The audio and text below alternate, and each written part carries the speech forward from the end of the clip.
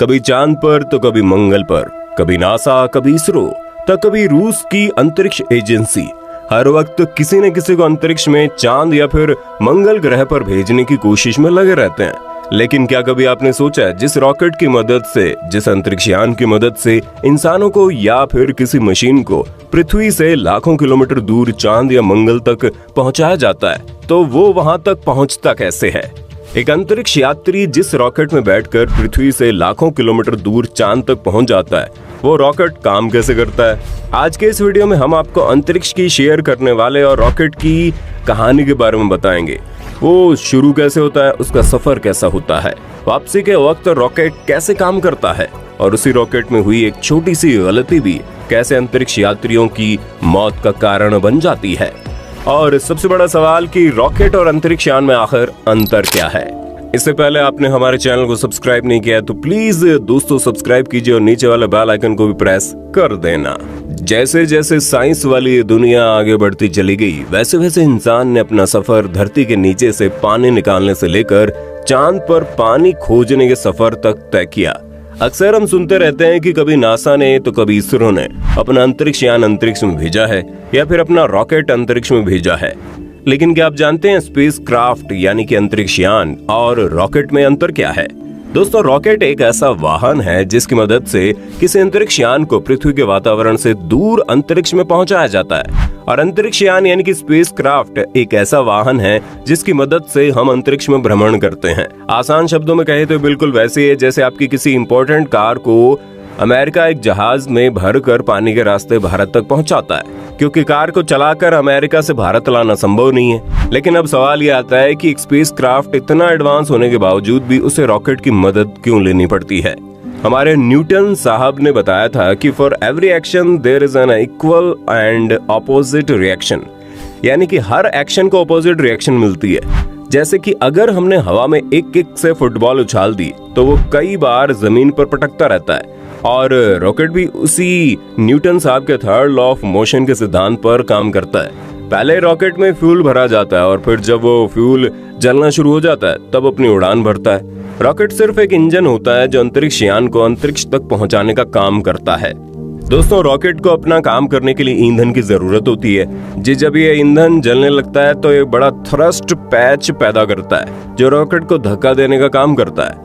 दोस्तों, हवाई जहाज और रॉकेट दोनों का उड़ने का फंडा लगभग सेम है, लेकिन हवाई जहाज को उड़ने के लिए उसके इंजन को बाहरी ऑक्सीजन की जरूरत पड़ती है और रॉकेट के इंजन को बाहरी ऑक्सीजन की जरूरत नहीं पड़ती। ये इंजन इस तरीके से इसलिए बनाया जाता है क्योंकि पृथ्वी के वातावरण के बाहर हवा मौजूद नहीं होती। यही वजह है कि रॉकेट हर तरह के ऑक्सीडाइजर अपने इंजन में ही लेकर उड़ता है, और इसी खास कंस्ट्रक्शन की वजह से रॉकेट को बाहर के ऑक्सीजन की जरूरत नहीं पड़ती। दोस्तों, ये रॉकेट का इंजन एक बहुत ही बढ़िया इंजीनियरिंग का कमाल है। एक रॉकेट के इंजन में दो तरह के ईंधन का इस्तेमाल किया जाता है, जिसे प्रोपेलाइट्स भी कहते हैं। ये दो तरह के होते हैं, नंबर 1 सॉलिड प्रोपेलाइट और नंबर 2 लिक्विड प्रोपेलाइट। लेकिन स्पेस या अंतरिक्ष में लिक्विड प्रोपेलाइट ही ज्यादा काम आता है, क्योंकि लिक्विड प्रोपेलाइट को अच्छी तरह से किसी भी वातावरण में मेंटेन किया जा सकता है। इसके साथ साथ स्पेस क्राफ्ट के रॉकेट पर बूस्टर रॉकेट भी लगे होते हैं जो इसे पृथ्वी की कक्षा से बाहर निकालते हैं, और इसी वजह से गुरुत्वाकर्षण यानी ग्रेविटी का बहुत ज्यादा असर रॉकेट पर नहीं नजर आता। जब तक रॉकेट पृथ्वी के वायुमंडल के अंदर रहता है तभी एक सॉलिड प्रोपेलाइट्स का इस्तेमाल किया जाता है। पृथ्वी से लाखों किलोमीटर दूर जब अंतरिक्ष यान अंतरिक्ष में पहुंच जाता है और रॉकेट का ईंधन खत्म हो जाता है, तभी रॉकेट सफर पर जाने वाले स्पेस क्राफ्ट से अपने आप अलग हो जाता है। हम जानते हैं कि अंतरिक्ष यान कैसे काम करता है, यानी कि स्पेस क्राफ्ट का क्या काम होता है। दोस्तों, स्पेस क्राफ्ट बिल्कुल हवाई जहाज जैसा ही काम करता है। खास बात यह है कि स्पेस क्राफ्ट के अंदर एस्ट्रोनॉट्स को रहने के लिए, उनके खाने पीने के लिए, उनके काम करने के लिए क्लास 1 फैसिलिटी अवेलेबल होती है। इसके साथ साथ इसे कई सेक्शंस में बनाया गया है, जिसके सबसे आगे वाले हिस्से में सभी कंट्रोलिंग सिस्टम होते हैं, जिससे स्पेसक्राफ्ट पायलट बिल्कुल हवाई जहाज की तरह इस स्पेसक्राफ्ट को कंट्रोल करते हैं। और हाँ, ये कंट्रोलिंग सिस्टम हमारे धरती पर मौजूद नेविगेशन सेंटर से जुड़ी होती है।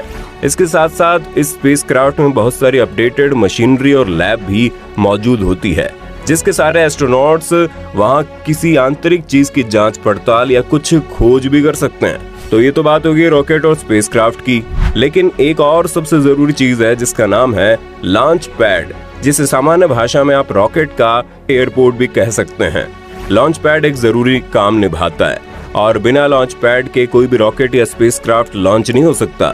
जब स्पेसक्राफ्ट को लॉन्च करने की तैयारी की जाती है तब उसे पहले एक लॉन्च पैड पर लगाया जाता है। दोस्तों, स्पेसक्राफ्ट में वजन इतना ज्यादा होगा, उस वजन के हिसाब से लॉन्च पैड की सेटिंग की जाती है। जैसे कि हवाई जहाज का उड़ान भरने के लिए एयरपोर्ट और रनवे की जरूरत पड़ती है, ठीक उसी तरह रॉकेट को उड़ान भरने के लिए लॉन्च पैड की जरूरत पड़ती है, जहां पर रॉकेट में ईंधन भरने का काम और उड़ान भरने से पहले हर एक जरूरी काम किया जाता है।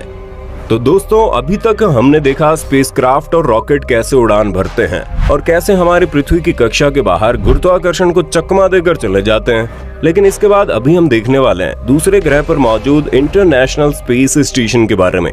दोस्तों, ये इंटरनेशनल स्पेस स्टेशन एस्ट्रोनॉट्स के लिए सबसे मनपसंद जगह होती है। ये बिल्कुल एक होटल की तरह या एक लग्जरियस होम विला की तरह होता है। इस इंटरनेशनल स्पेस स्टेशन पर बहुत सारे मॉडल्स, बहुत सारी अपडेटेड मशीनरी और बहुत सारे तकनीकी चीजें फिट होती है, जिसके सारे एस्ट्रोनॉट्स अपने मिशन को मुकम्मल करते हैं या इंटरनेशनल स्पेस स्टेशन की मदद से अपना परफॉर्मेंस दिखाते हैं। अभी आपको लगता होगा कि ये स्पेस क्राफ्ट रॉकेट और लॉन्चिंग पैड की मदद से जैसे इस पृथ्वी से उड़ता है या उड़ान भरता है, वैसे ही सेम टेक्निक से वो दूसरे ग्रह से पृथ्वी वापस पर आता होगा। तो ऐसा बिल्कुल भी नहीं है। दोस्तों, स्पेस क्राफ्ट को रिटर्न जर्नी की उड़ान के लिए कोई रॉकेट साथ में होता ही नहीं, क्योंकि जब वो पृथ्वी से या पृथ्वी की कक्षा से बाहर निकल जाता है तभी तो रॉकेट उससे अलग ही हो जाते हैं। एक अंतरिक्ष यान के लिए रिटर्न जर्नी का एक तरीका बहुत खतरनाक है। इसी वजह से ये जर्नी एडवेंचरस जर्नी हो जाती है।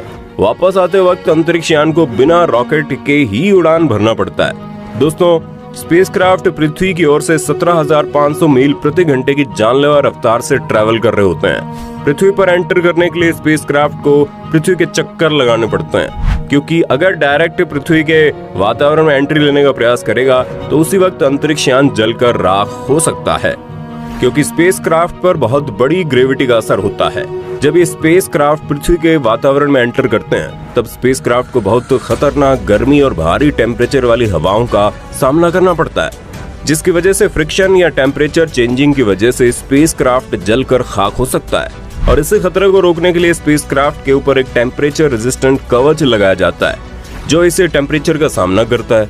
और अगर हीट रेजिस्टेंट कवच में कुछ खराबी आ जाए तो आप समझ लो ये स्पेसक्राफ्ट पृथ्वी पर ठीक ठाक या सही सलामत नहीं पहुंच सकता। लेकिन अगर पृथ्वी पर पहुंचने का सफर ठीक ठाक ही रहे तो एक और एडवेंचर बाकी होता है, वो होता है लैंडिंग का। दोस्तों, स्पेसक्राफ्ट का लैंडिंग जरूर हवाई जहाज की लैंडिंग जैसा ही होता है, लेकिन हवाई जहाज की लैंडिंग जितना आसान नहीं, क्योंकि स्पेसक्राफ्ट की रफ्तार बहुत ज्यादा होती है।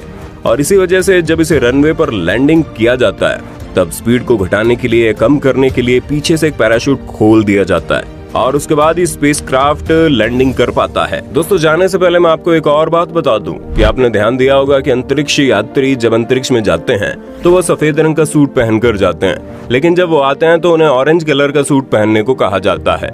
जाते वक्त सफेद रंग का सूट पहनाने का कारण ये होता है कि अंतरिक्ष में बहुत सी जगहों पर अंधेरा होता है और अंधेरे में सफेद चीज को देखना आसान है, लेकिन वहीं दूसरी तरफ वापस आते वक्त पृथ्वी पर बहुत अधिक रोशनी हो जाती है और ऑरेंज कलर बहुत अधिक रोशनी में भी आसानी से देखा जा सकता है। तो दोस्तों, आपने देखा अंतरिक्ष का सफर कितना रोमांचक होता है, कैसे एक रॉकेट हजारों किलोमीटर प्रति घंटे की रफ्तार से अंतरिक्ष यान को पृथ्वी से लाखों किलोमीटर दूर चंद्रमा तक पहुंचा देता है। दोस्तों, उम्मीद करते हैं जानकारी आपको अच्छी लगी होगी। वीडियो अच्छी लगी हो तो लाइक कीजिए, हमारे चैनल को सब्सक्राइब करके बेल आइकन दबा देना, क्योंकि the earth adventure in Hindi की टीम आपके लिए हर रोज ऐसे इंटरेस्टिंग वीडियोस लाती रहती है।